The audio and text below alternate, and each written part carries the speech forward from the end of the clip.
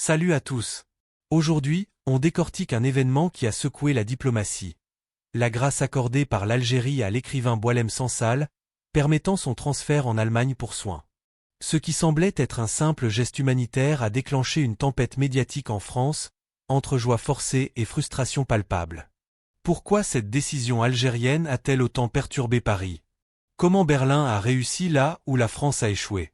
On analyse les réactions hystériques des médias hexagonaux, les enjeux de souveraineté et les nouveaux équilibres géopolitiques.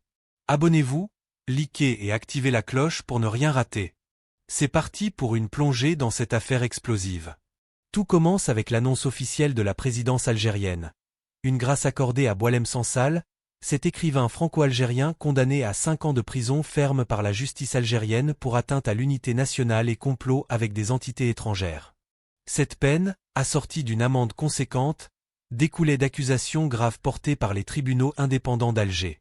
Pourtant, le président Abdelmadjid Tebboune a choisi d'activer l'article 91 de la Constitution, qui lui octroie le pouvoir de gracier après avis juridique approfondi.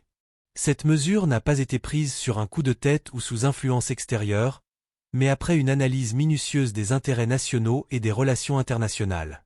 Tebboune a agi en leader souverain, évaluant la situation avec pragmatisme. La grâce permet à Sansal de quitter l'Algérie pour rejoindre l'Allemagne, où il pourra recevoir des traitements médicaux adaptés et retrouver sa famille. Mais attention, cela ne blanchit en rien les chefs d'accusation. L'Algérie maintient que sa justice est autonome et que les faits reprochés restent valables. Ce geste humanitaire émane d'une position de force, pas de faiblesse. Il vise à projeter l'image d'un État confiant, capable de clémence sans compromettre sa dignité. Pourquoi maintenant?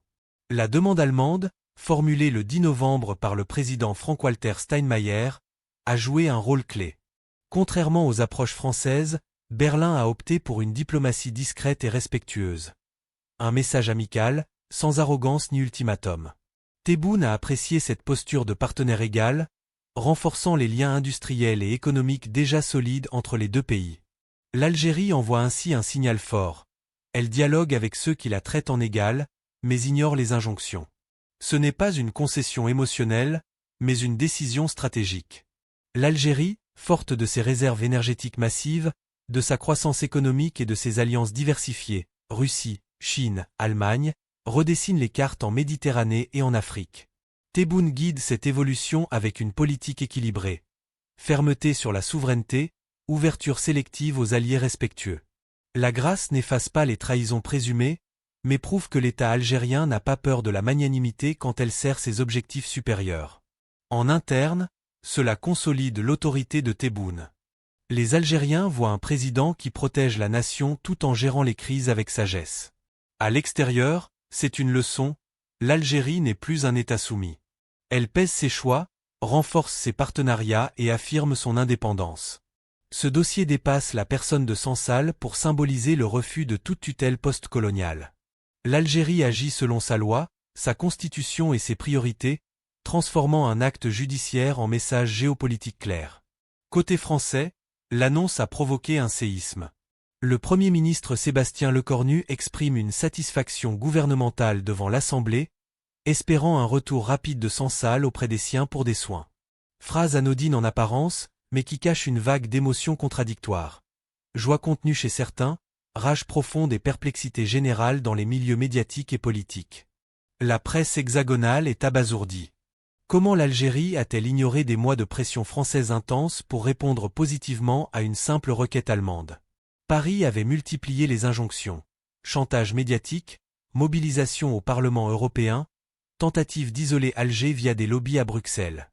Emmanuel Macron avait même essayé d'instrumentaliser l'UE pour forcer la main. Résultat? Zéro. L'Algérie a snobé des dizaines de demandes répétées, refusant de plier sous les menaces de sanctions ou de restrictions visa. En revanche, Berlin rentre en scène avec élégance. Respect mutuel, relations amicales, diplomatie douce. Steinmeier adresse un appel humain, sans pression. Tebboune répond favorablement, validant une médiation qui devient une victoire double pour l'Allemagne, puissance de sa soft power, et pour l'Algérie, affirmation de sa liberté décisionnelle. Les médias français peinent à avaler la pilule. Articles et éditos parlent de défaite majeure pour Macron, de perte d'influence sur El Mouradia. Des analystes admettent, l'Allemagne a touché le cœur algérien par le respect, tandis que la France s'est fermée des portes par arrogance. Cette hystérie médiatique reflète un choc culturel. La France, habituée à ses anciens leviers post-coloniaux, découvre un partenaire qui dit non. L'Italie renforce ses liens gaziers avec Alger, l'Espagne normalise malgré les tensions passées, l'Europe refuse de suivre Paris dans sa confrontation. Claquette diplomatique. L'Algérie n'est plus faible, elle inverse les rapports de force avec ses ressources, sa position stratégique et ses alliances globales. La joie française est hystérique car forcée. On célèbre la sortie de Sansal, mais on sait que ce n'est pas grâce à Paris. C'est malgré elle. Les commentateurs oscillent entre stupeur et amertume, incapables d'expliquer autrement que par la supériorité stratégique de Tebboune. Ce dossier testait la résilience algérienne, Alger a passé l'épreuve haut la main, prouvant que les menaces ne marchent plus. L'ère de la tutelle est révolue, le dialogue doit passer par des canaux propres et égalitaires. Au-delà de Sansal, ce transfert illustre un basculement profond dans les relations algéro-françaises. L'écrivain devient symbole d'un conflit latent, ancienne colonie vs. puissance indépendante refusant la soumission. La France voulait tester les limites, elle a découvert un mur infranchissable de souveraineté. Tebboune envoie un message universel, l'Algérie distingue les partenaires. La France frappe avec le bâton, intimidation, Parlement européen, médias orientés, l'Allemagne tend la main, amitié, coopération. Alger choisit la main tendue, fidèle à ses principes. Silence puissant face au bruit provocateur. Cette diplomatie tranquille repose sur des actes tangibles.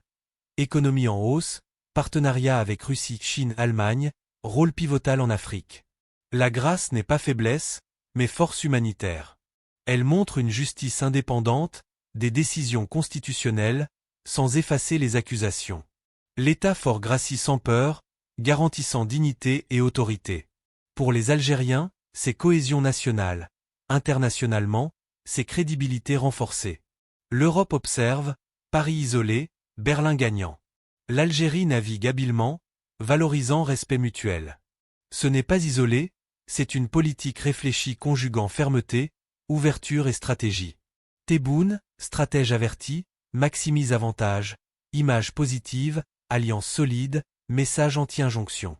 Les médias français paniquent car l'explication est cruelle, Alger n'est plus satellite. Acteur euro-méditerranéen majeur, elle impose égalité. Hystérie égale frustration d'une ère révolue. L'Algérie conjugue ressources, gouvernance lucide et leadership déterminé. Modèle de puissance réfléchi, intelligence diplomatique, force brute. En résumé, la grâce de Sansal n'est qu'un chapitre d'une saga plus vaste. L'Algérie affirme sa maîtrise, snobe les pressions françaises et récompense le respect allemand. Les médias hexagonaux hurlent leur joie hystérique, masquant une défaite cuisante. Tebboune prouve que souveraineté plus stratégie égale puissance tranquille. Qu'en pensez-vous? L'Algérie a-t-elle raison de prioriser le respect? Dites-le en commentaire. Likez, partagez, abonnez-vous pour plus d'analyses géopolitiques. À bientôt.